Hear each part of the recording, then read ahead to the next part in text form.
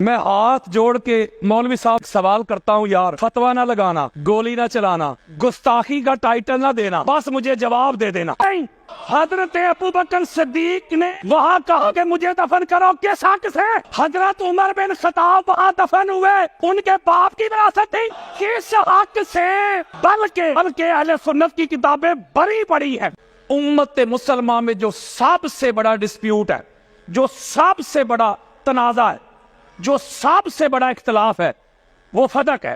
تو اب جو اہل سنت علماء وہ کہتے ہیں معاذ اللہ کہ جو فدق میں حضرت ابو بکر صدیق کا فیصلہ وہ حق ہے، وہ سچ ہے۔ اچھا، میں ان ملا حضرات سے پوچھتا ہوں جو کہتے ہیں کہ فدق کے پوائنٹ آف ویو سے حضرت ابو بکر صدیق کا فیصلہ حق ہے، تو جو یہ کہتے ہیں وہ پاک سیدہ کی گستاخی اور بے ادبی تو نہیں نہ کرتے؟ اگر ان سے پوچھے تو وہ کہتے ہیں کوئی گستاخی نہیں۔ جو کہتے ہیں کہ حضرت ابو بکر صدیق کا جو فیصلہ تھا وہ درست تھا، حق تھا، سچ تھا، ساتھ کہتے ہیں کہ پاک سیدہ کی کوئی گستاخی نہیں۔ اگر یاسین قادری کہے کہ فدق کا معاملے میں پاک سیدہ حق پر تھی تو کہتے ہیں ابو بکر کی گستاخی ہو گئی۔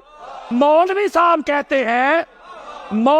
کہتے ہیں کہ ابو بکر صدیق کا فیصلہ حق ہے، انہوں نے حدیث پڑھی لا نورث ما ترکنا صدقۃ، انہوں نے حدیث پڑھی، ٹھیک کہا انہوں نے، کہتے کوئی پاک سیدہ کی بے ادبی نہیں۔ میں کہوں کہ پاک سیدہ حق پر تھی تو کہتے تو نے گستاخی کر دی۔ یارو یہ درنگی تو نہیں نہ ہونی چاہیے، پرکھنے کا معیار تو ایک ہونا چاہیے نا۔ اس کا مطلب ہے کہ صحابہ کے لیے تیرا پیمانہ اور ہے، اہل بیت کے لیے تیرا پیمانہ اور ہے۔ ہماری بخاری میں اور مسلم میں مسند احمد بن حنبل نے پوری سیاستہ میں یہ حدیث کثرت کے ساتھ آئی ہے۔ اور اگلی بات سنیں، جو حضرت ابو بکر صدیق کا دفاع کرتے ہیں اس معاملے میں، کوئی ایک بندہ آپ کو ایسا نہیں ملے گا جس نے اس حدیث کی سند پہ گفتگو کی ہو۔ سند اتنی تگڑی ہے، سند میں ہستیاں تو دیکھو۔ اس فدق والی جو روایت ہے اس کو روایت کرتی ہیں ام المومنین حضرت اما عائشہ صدیقہ۔ اب کہو ضعیف، وہ جو ہے ہی صدیقہ یار، وہ روایت کر رہی ہیں، عبداللہ بن زبیر روایت کر رہے ہیں، ابن شہاب زہری روایت کر رہے ہیں۔ ایک بندہ بھی سند میں ایسا نہیں جس کے بارے میں کوئی مائی کا لال جرا کر سکے۔ ہماری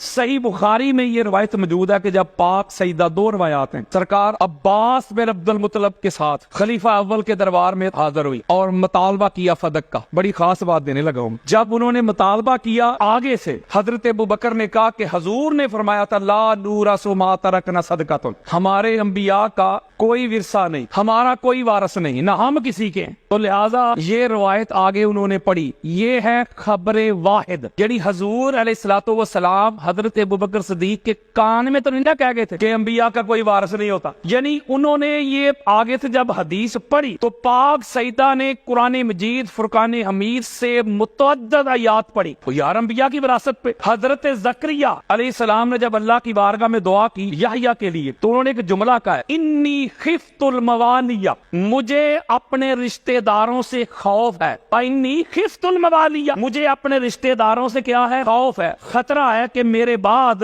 یہ میرے جو مال ہے، جو جائیداد ہے، اس کو یہ ہڑپ کر لیں گے۔ صحب لی من لدنک ولیا، تو اس لیے مجھے اپنی بارگاہ سے ولی عطا کر۔ درمیان میں ایک اور جملہ ہے وکانت امراتی عاقرن، میری جو زوجہ ہے وہ ذرا ضعیفہ ہو چکی ہے، لیکن اس کے باوجود بھی مجھے اپنے رشتہ داروں سے ڈر ہے، خوف ہے، خطرہ ہے، تو مجھے ولی دے۔ کس لیے ولی دے اے اللہ کے نبی؟ کس لیے؟ یارثنی و یارث من آل یعقوب، اس لیے دے مولا تاکہ وہ میرا بھی وارث بنے اور آل یعقوب کا بھی وارث بنے۔ آپ امام قسطلانی کو پڑھ کے دیکھ لیں، امام ذہبی کو پڑھ کے دیکھ لیں، اور ابن حجر مکی کو پڑھ کے دیکھ لیں، یعنی کٹر سے کٹر بندہ امام ذہبی، ناسبیت کا بہت بڑی شخصیت، ہر ایک نے لکھا ہے کہ جو روایت قرآن سے ٹکرائے اس روایت کو قبول نہیں کیا جائے گا۔ امام اعظم ابو حنیفہ کا فتویٰ ہے، امام شافعی کا یہ فتویٰ ہے، امام احمد بن حنبل کا یہی فتویٰ ہے، امام مالک کا یہی فتویٰ ہے۔ اب میں سیدھی سی بات آپ سے پوچھتا ہوں، حضرت ابوبکر صدیق نے جو خبر واحد پڑھی تھی کہ حضور نے فرمایا کہ انبیاء کا وارث کوئی نہیں ہوتا، نہ یہ ہم بنتے ہیں نہ کوئی ہمارا بنتا ہے، یہ ہے خبر واحد، یہ قرآن سے ٹکراتی ہے کہ نہیں؟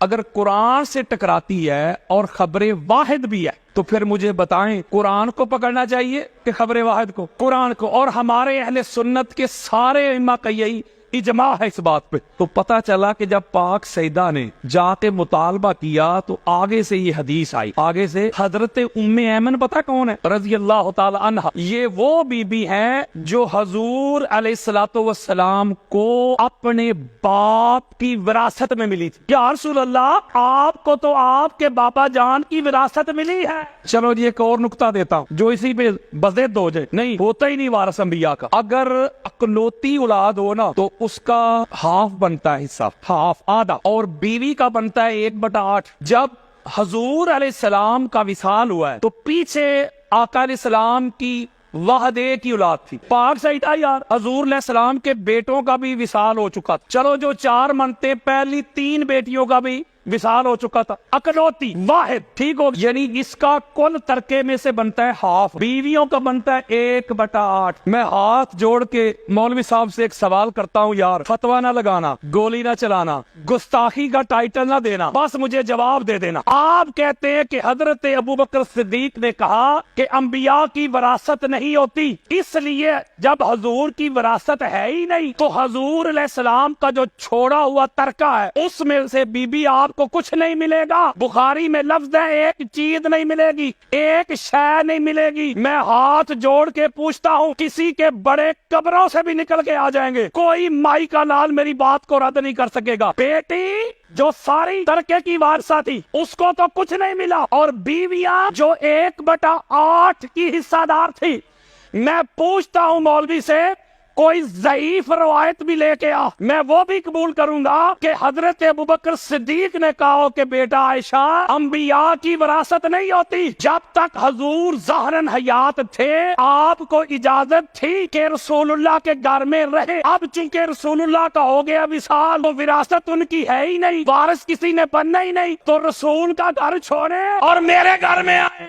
آپ استلانی کو پڑھ کے دیکھ لیں، الاستیاب کو پڑھ کے دیکھ لیں، اسد الغابہ کو پڑھ کے دیکھ لیں، امات الدین ابن کثیر کی البدایہ و نہایہ پڑھ کے دیکھ لیں، تاریخ طبری پڑھ کے دیکھ لیں، ابن خلدون کو پڑھ کے دیکھ لیں، ابن حشام کو پڑھ کے دیکھ لیں، بخاری سے لے کے ترمذی تک، ترمذی سے لے کے حاکم تک، کوئی چیلنج کاروں کتاب لے کے آ جائے میرے سامنے. ام المومنین حضرت عائشہ صدیقہ ساری زندگی جس گھر میں رہی ہیں وہ ابوبکر کا گھر نہیں تھا، وہ پاک محمد کا گھر. بلکہ یہ بھی روایات میں آتا ہے کہ ایک وقت ایسا آیا کہ بی بی کا ہاتھ ذرا تنگ تھا، پیسوں کی ضرورت پڑ گئی یار، اور سنیت بتا رہا ہوں یار، انہوں نے گھر کا کچھ تھوڑا سا حصہ فروخت بھی کیا تھا. اور اگلی بات سن لیں، اگلی سنیں، یہ وہی گھر تھا ماں بین بیتی و منبری روضۃ من ریاض الجنہ، مصطفیٰ کا گھر تھا نا، حضور کا گھر. حضور کے وصال کے بعد رہی. میں پوچھتا ہوں مولوی کس حق سے رہی؟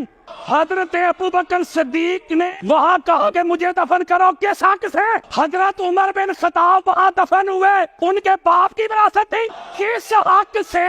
بلکہ اہل سنت کی کتابیں بڑی پڑی ہیں. جب مولا حسن علیہ السلام کا ان کی شہادت ہوئی، ان کی جب تدفین ہونے لگی تو حضور علیہ السلام کے ساتھ کرنا چاہتے تھے مولا حسین بادشاہ ترکار، اور ام المومنین حضرت عائشہ صدیقہ سے پوچھا گیا جا، انہوں نے کہا نہیں یہ جگہ میں نے اپنے لیے رکھی ہوئی ہے. بڑی خاص بات ہے بچوں سے کتاب میں، یہ جگہ میرے اپنے لیے، میں اجازت ہی نہیں دوں گی. ان کو دفن نہیں ہونے دیا، بلکہ مروان بن حکم لعنتی نے اپنے پورے ساتھیوں سمیت مولا حسن بادشاہ سرکار کے جنازے پہ تیروں کا می برسایا. یارو جن کا حق ہی نہیں بنتا، نبی کی وراثت ہی نہیں ہوتی، تو یہ کیسے بن گئے؟ جب نبی کی وراثت تقسیم نہیں ہوتی ذرا عدل کے ساتھ فیصلہ کیجئے گا. جو آگے الفاظ ہے نا بخاری میں مسلم میں، جب بی بی نے دلائل دیے، جب بات قبول نہ کی گئی تو پھر الفاظ آگے بخاری میں مسلم میں مسند احمد بن حنبل فہاجرت فغادہ کہ پاک سیدہ پھر غضبناک ہو گئی، ناراض ہو گئی، خفا ہو گئی، تعلق توڑ لیا. لا تکلمہ حتی ماتت، یہاں تک کہ جب تک پاک سیدہ ظاہراً حیات رہی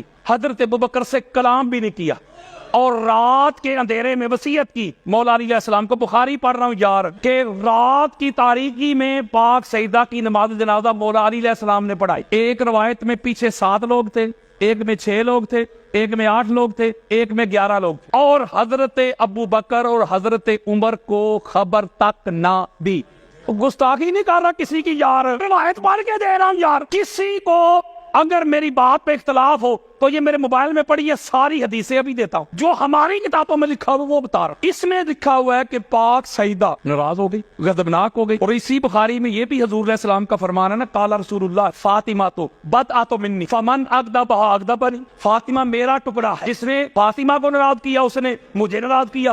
اور ایک اور روایت جس کو امام حاکم المستدرک میں لے کے آئے، امام احمد بن حنبل نے بھی لیا، آقا علیہ الصلوۃ والسلام نے فرمایا کہ ان اللہ یغضب لغضبک ویرضا لرضاک، اے بیٹی فاطمہ جس سے تو ناراض ہوتی ہے، جس سے تو غضبناک ہوتی ہے اس سے اللہ ناراض ہوتا ہے، اور جس سے تو راضی ہوتی ہے اس سے اللہ راضی ہوگا۔ جس سے اللہ راضی ہو وہ کون ہوتا ہے؟ رضی اللہ۔ فرض کریں مجھ سے اللہ راضی ہے، میں رضی اللہ، بھائی سے اللہ راضی ہے، یہ رضی اللہ ہے۔ اس کو رضی اللہ کہنا ہے تو رضی اللہ کہنے سے پہلے، لکھنے سے پہلے پڑھ مار لیا کر۔ اگر تو اس رضی اللہ پہ بطول راضی ہے تو وہ رضی اللہ ہے، اگر بطول راضی نہیں تو رضی اللہ نہیں، لعنت اللہ۔ میں کسی رضی اللہ کا نام ہی نہیں لے رہا، وہ شریعت دے رہا ہوں۔ حضور نے فرمایا جس سے فاطمہ راضی ہو میں راضی، جس سے فاطمہ ناراض میں ناراض۔ اور آگے کہا کہ کچھ لوگ ایسے بھی ہوں گے جو توحید کی بات کریں گے، وہ اللہ کافی والوں، اللہ کافی والوں کو حضور نے کہا پھر سنو اللہ بھی اس سے راضی ہے جس سے بطول نہ دے۔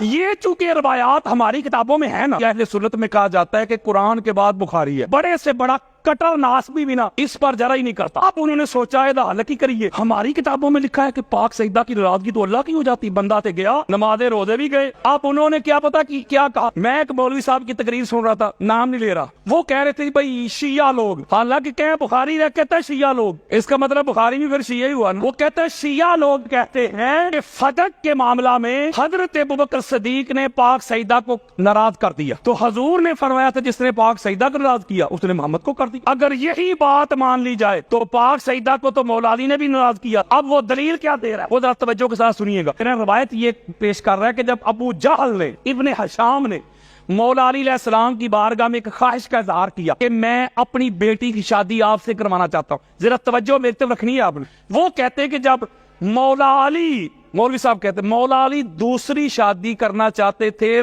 پاک سیدہ کی ظاہراً موجودگی میں، تو پاک سیدہ خفا ہو گئی، ناراض ہو گئی مولا علی علیہ السلام پہ، اپنے بابا جان کے گھر چلی گئی، اور حضور علیہ السلام نے بڑا ایک جلالی خطبہ دی کہ رسول اللہ کی بیٹی اور دشمن رسول کی بیٹی ایک جگہ پہ اکٹھی جمع نہیں ہو سکتی، لہذا وہ کہتے ہیں کہ مولا علی علیہ السلام نے بھی تو پاک سیدہ کو ناراض کیا۔ توجہ کے ساتھ یہ نقطہ سمجھے، جواب دینے لگا۔ قرآن کا فیصلہ ہے، کیا ایمان والا کرو شادیاں 2 2 3 3 4 4 اگر تم افورڈ کر سکتے ہو، یہ شریعت ہے کہ نہیں؟ قرآن کہتا ہے کہ کرو۔ فرض کریں مولا علی علیہ السلام نے خواہش کا اظہار نہیں کیا، اس طرف سے آیا تھا، مولا علی علیہ السلام اگر پاک سیدہ کے ہوتے ہوئے دوسرا نکاح کرتے تو اللہ کے دین سے انحراف تھا، یعنی جائز تھا نا۔ مولا علی علیہ السلام نے پاک سیدہ خفا نہ ہو، ناراض نہ ہو، ان کی طبیعت پہ کوئی بوجھ نہ آئے، تو لہذا جائز کام ہے، اللہ اور اللہ کے رسول نے مجھے اجازت دی ہوئی ہے، جائز ہے، لیکن پاک سیدہ ناراض نہ ہو، جائز کام بھی چھوڑا کہ نہیں، شریعت ہے، اللہ کے رسول نے اجازت دی ہے، شریعت مصطفیٰ ہے، لیکن پاک سیدہ ناراض نہ ہو کہ ان کی طبیعت پہ بوجھ نہ آئے۔ حضور علیہ السلام نے جو جملہ کہا، جو جملہ انہوں نے گھڑا ہوا ہے کہ حضور نے فرمایا تھا کہ محمد مصطفیٰ کی بیٹی اور دشمن رسول کی بیٹی ایک گھر میں جمع نہیں ہو سکتی۔ میں ایک سوال پوچھتا ہوں اسی ملا سے، بتا ابو سفیان کی بیٹی محمد کے ساتھ گھر میں رہی ہے کہ نہیں؟ اور جب وہ حضور کے گھر آئی ہیں اس وقت انہوں نے کلمہ نہیں پڑھا، انہوں نے کلمہ پڑھا ہے آ کے فتح مکہ پہ، وہ بھی طلقاء ہیں، وہ صحابی نہیں، یعنی جو ڈیزرو کرتا ہو سزا، لیکن حضور چونکہ رحمت للعالمین ہے، وہ اپنی رحمت کی وجہ سے کر دے معاف، آزاد، طلقاء طلیق کی جمع آزاد کیے ہوئے لوگ۔ اہل سنت کی کتاب میں بری پڑھی ہے کہ جب فتح مکہ ہوا حضور علیہ السلام کعبہ میں بتوں کو پاک کر رہے تھے، نکال رہے تھے بتوں کو، تو دل میں ابو سفیان سوچ رہا تھا کاش میرے پاس اور لشکر ہوتا، میں دوبارہ محمد سے لڑائی کرتا، دل میں سوچ رہا تھا۔ حضور قریب پہنچے، اہل سنت کی 200 کتابیں بھی دکھاتا ہوں، حضور نے ایسے اس کے سینے پہ ہاتھ مار کر اللہ پھر تجھے ذلیل کرتا۔ جملہ کہتا ہوں کہ رسول اللہ کے گھر میں دشمن رسول کی بیٹی آئی ہے کہ نہیں، تو لہذا یہ بات بھی مولوی صاحب کے منہ پہ آئی۔ میں ایک جملہ کہتا ہوں، پاک سیدہ مولا علی سے ناراض تب ہوتی جب مولا علی علیہ السلام دوسری شادی کر لیتے۔ مولا علی علیہ السلام نے پاک سیدہ کی ناراضگی کو ملحوظ خاطر رکھتے ہوئے جائز کام بھی چھوڑ دیا. چلو مولوی جی ہم تیری مان لیتے ہیں بالفرض، حالانکہ قرآن کے خلاف ہے.